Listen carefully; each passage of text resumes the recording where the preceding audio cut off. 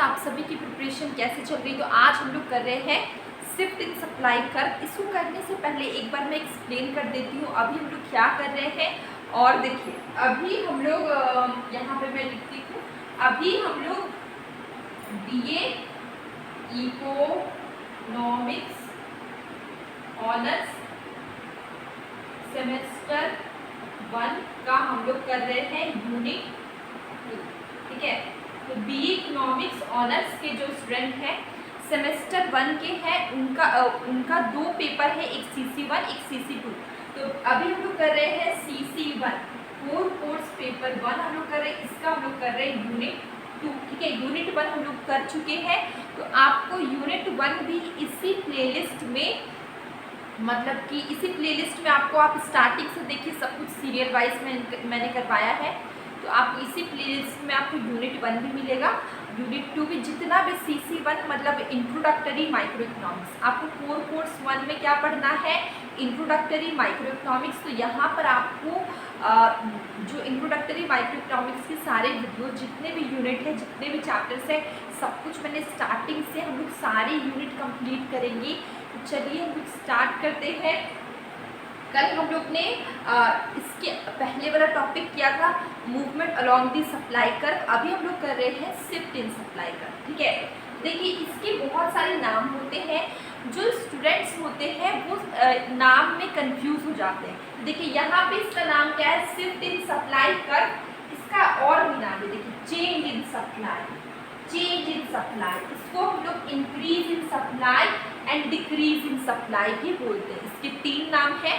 नाम कभी कभी आपको क्या होगा, क्वेश्चन में लिखा होगा शिफ्ट इन सप्लाई कर्व, कभी लिखा होगा चेंज इन सप्लाई, कभी लिखा होगा इंक्रीज इन सप्लाई और डिक्रीज इन सप्लाई। तो आपको समझ जाना है, एक ही क्वेश्चन है, इसके अलग अलग नाम। ठीक है, तो देखिए इसका मतलब क्या है, when supply of a commodity change, यहाँ पे किसी कमोडिटी का सप्लाई चेंज होगा due to change in any factor. ठीक है, यहाँ पे कोई भी फैक्टर चेंज हो रहा है, प्राइस को छोड़ के, उस कमोडिटी की प्राइस को छोड़ के दूसरे फैक्टर में चेंज आने के कारण क्या होगा, सप्लाई में चेंज आएगा। ठीक है, तो when supply of a commodity, मतलब किसी भी कमोडिटी की सप्लाई में चेंज आ रहा है ड्यू टू अदर फैक्टर, दूसरे फैक्टर में चेंज होने के कारण सप्लाई में चेंज आ रहा है प्राइस को छोड़ के। अब ये वेरियस फैक्टर कौन से हैं, अदर फैक्टर कौन से हैं, जैसे कि प्राइस ऑफ अदर गुड। ठीक है, ये एक फैक्टर है जिसके कारण सप्लाई में चेंजेस आता है। जैसे कि कोई लोग होते हैं जो चावल भी खाना पसंद करते हैं, रोटी भी खाना पसंद करते हैं। अगर मतलब क्या होगा कि अगर जो लोग रोटी खा रहे हैं, ठीक है, तो चावल के प्राइस में चेंजेस आए, इसके कारण क्या होगा कि जो चपाती है, जो व्हीट है, आटा है, उसकी सप्लाई में चेंज होगा। तो दूसरे फैक्टर के प्राइस के कारण भी कभी कभी मतलब 2 कमोडिटी, सपोज करिए A एंड B, तो अगर B का, ये A भी अलग अलग कमोडिटी, B के प्राइस में अगर चेंजेस आ रहा है, इससे A की सप्लाई को अफेक्ट हुआ। ठीक है, जैसे A है आपका राइस, B है आपका व्हीट। ठीक है, तो देखिए अगर व्हीट के प्राइस में चेंज आया, ठीक है, व्हीट का प्राइस मान लीजिए घट गया, तो राइस का सप्लाई बढ़ गया। तो ऐसे व्हीट का प्राइस अगर बढ़ गया तो इसका क्या होगा, इसका सप्लाई बढ़ गया। तो एक मतलब दूसरा कमोडिटी भी कभी कभी अफेक्ट करता है रिलेटेड कमोडिटी को। जैसे कि यहाँ पे ए भी क्या है, चावल रोटी, मतलब समझिए कि लोग चावल भी खाते, रोटी भी खाते, तो ऐसे 2 रिलेटेड गुड होते हैं, वहाँ पे दूसरे कमोडिटी का जो प्राइस है वो भी इसके उससे रिलेटेड जो भी गुड है उसकी सप्लाई को अफेक्ट करता है। ठीक है, इसके अलावा देखिए टैक्सेशन पॉलिसी। ठीक है, अगर हम अदर फैक्टर की बात करें, कभी कभी हायर टैक्स होता है, उसके कारण भी प्रॉफिट मार्जिन कम हो जाता है, वो भी सप्लाई को अफेक्ट करता है। Price of change in price of factor of production. ठीक है, जैसे कि कभी भी किसी भी प्रोडक्ट को बनाने के लिए बहुत सारे फैक्टर की ज़रूरत पड़ती है, उसमें से हम लोग पढ़ते इकोनॉमिक्स में 4 factor, land, labour, capital, entrepreneur. ठीक है, 4 फैक्टर हम लोग पढ़ते हैं। लैंड क्या होता है कि लैंड मतलब कि लैंड से क्या मिलता है, रेंट। ठीक है, अगर आप कहीं पर भी है, रेंट पे है या फिर अपनी ज़मीन है, तो वहाँ पे आपने पैसे लगाए हुए हैं, तो अगर रेंट बढ़ गया, लेबर को आपको ज़्यादा वेजेस देना पड़ रहा है, जो आप रॉ मटेरियल ले रहे हैं, इलेक्ट्रिसिटी, फ्यूल, ट्रांसपोर्टेशन, ये सब जो आपके खर्चे हैं उसका कॉस्ट बढ़ जाए, ठीक है। ये सब के कारण क्या होगा कि अगर ये सारी चीज़ें महंगी हो जा रही है तो जो प्रोडक्ट बनेगा वो भी क्या होगा, एक्सपेंसिव होगा, ठीक है। तो यहाँ पे देखिए, यहाँ पे प्राइस का कोई रोल नहीं, लेकिन देखिए यहाँ पे फैक्टर ऑफ प्रोडक्शन का अगर प्राइस बढ़ता है तो सप्लाई बढ़ा, तो ये देखिए फैक्टर ऑफ प्रोडक्शन कैसे अफेक्ट कर रहा है सप्लाई को, आपको समझ में आ गया। देखिए उसके बाद और भी फैक्टर्स होते हैं, प्रोड्यूसर का गोल चेंज हो जाना, तो और भी बहुत सारे फैक्टर होते हैं प्राइस को छोड़ के जो सप्लाई को अफेक्ट करते हैं, जिसके कारण सप्लाई में चेंजेस आते हैं। आपको समझ में आ गया? तो ये चीज़ आपको, ये डेफिनेशन आपको समझ में आया कि किसी भी कमोडिटी के सप्लाई में चेंज आता है due to change in any factor, कोई भी दूसरे फैक्टर के कारण किसी भी कमोडिटी के सप्लाई में चेंज आएगा प्राइस को छोड़ के, ठीक है। तो अब देखिए इसको हम डायग्राम के थ्रू समझते हैं। देखिए यहाँ पे दो चीज़ें हैं, एक है इंक्रीज इन सप्लाई, दूसरा है डिक्रीज इन सप्लाई।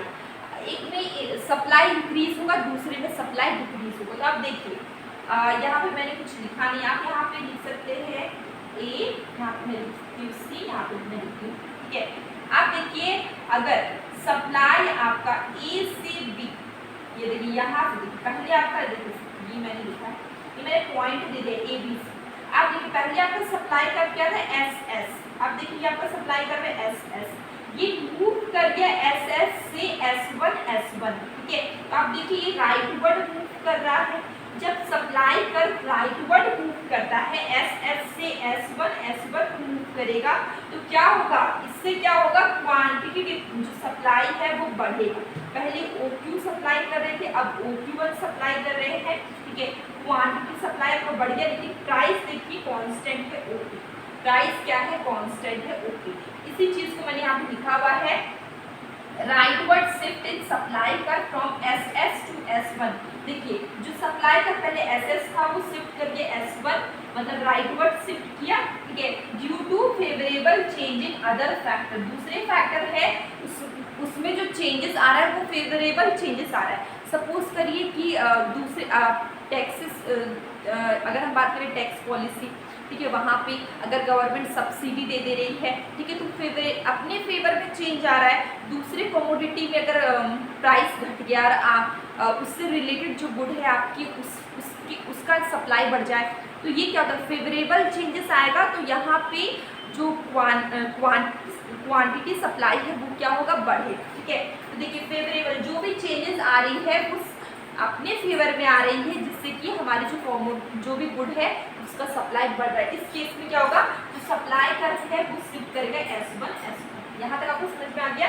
अब देखिए डिक्रीज सप्लाई की बात करें, यहाँ पे देखिए पहले आपका सप्लाई कर रहे हैं SS, अब ये सप्लाई कर घट के हो गया S2, ठीक है। तो सप्लाई कर पहले क्या था, SS था, वो डिक्रीज होके S2 हो गया। देखिए S2 इसका मतलब कि सप्लाई कर आपका शिफ्ट किया लेफ्टवर्ड, ठीक है, सप्लाई कर कहाँ शिफ्ट किया, लेफ्टवर्ड। तो अगर सप्लाई कर लेफ्टवर्ड शिफ्ट करेगा, मतलब कि जो दूसरे फैक्टर में, अदर फैक्टर में जो चेंज हो रही है वो हमारे फेवर में नहीं है। जैसे कि टैक्स बढ़ गया, ठीक है, टैक्स बढ़ जाना, तो जो भी चेंजेस आ रहे हैं वो हमारे फेवर में नहीं है। टैक्स बढ़ गया तो हमारे फेवर में नहीं है। हमारा जो गुड है उसका उसमें जो हमारा प्रॉफिट मार्जिन है वो कम हो जाएगा। अगर रिलेटेड गुड का प्राइस बढ़ जाए, प्राइस घट जाए, तो ये सब क्या है, जो चेंजेस आ रहा है वो हमारे फेवर में नहीं है, ठीक है। इसका मतलब हमारे जो गुड है उसका सप्लाई कम हो जाएगा। सप्लाई कम होगा तो ये जो सप्लाई कर है ये शिफ्ट करेगा लेफ्टवर्ड। सप्लाई कर, अगर सप्लाई कम होता है, डिक्रीज होता है, तो सप्लाई कर शिफ्ट करेगा लेफ्टवर्ड। और प्राइस देखिए अभी भी OP में, मतलब प्राइस यहाँ पे कांस्टेंट है। जब सप्लाई कर शिफ्ट करेगा SS से S2, तो ये जो आपकी क्वांटिटी सप्लाई है OQ से पहुँच गया OQ2। क्वांटिटी सप्लाई क्या हो गया, यहाँ पे डिक्रीज हो गया। आपको ये समझ में आ गया। अब देखिए यहाँ पे थोड़ा सा अगर आपको वहाँ पे प्रॉब्लम हो रहा है तो यहाँ पे समझिए आपको क्लियर हो जाएगा। देखिए यहाँ पे क्या है, मैंने बोला चेंज इन सप्लाई, ये क्यों होता है, अभी मैंने बताया इसकी यहाँ पे प्राइस का कोई रोल नहीं है। दूसरे फैक्टर में चेंज होने के कारण आपका सप्लाई में चेंज आएगा, जैसे कि रिलेटेड गुड का प्राइस बढ़ जाना, रिलेटेड गुड का प्राइस घट जाना। इससे क्या होगा कि मतलब जो सप्लाई है, दो गुड है, तो अगर ए और बी दो गुड है, अगर दोनों एक दूसरे से रिलेटेड है,